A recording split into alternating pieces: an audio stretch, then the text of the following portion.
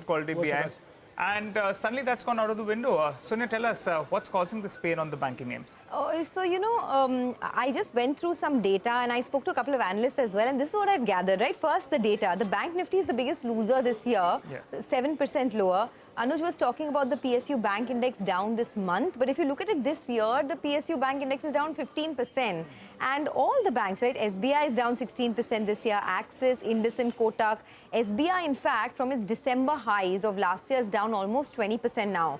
So what's ailing banks? There are three big reasons plaguing banks. One is that the margin expansion that we've seen up until now, it may not be sustainable. The second is that muted deposit growth, right? Because deposit growth has been on the muted side for a while, and that's a big concern which is plaguing banks. And will the stocks continue to fall as the NII growth slows down? Now, here are a couple of views. On the margin expansion front, most analysts believe that the best of the margin expansion is behind banks.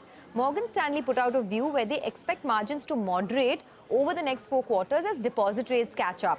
Now, muted deposit growth is also another concern. UBS put out a report. Morgan Stanley also believes the same, that they are very watchful on deposit growth because of the moderation in CASA deposit growth. And, deposit growth typically moderates in the first year of the rate hiking cycle. So that's an important thing to watch out for as well. So how will retail banking stocks behave as both margins moderate and the NII growth slows down?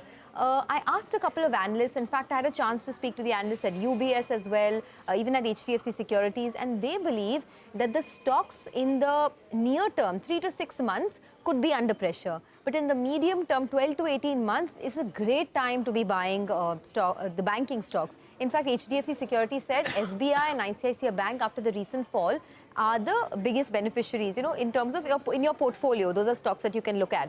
Now, the last question I asked them was, what stage of the business cycle are we in? Is it a mature stage? Is it an initial stage?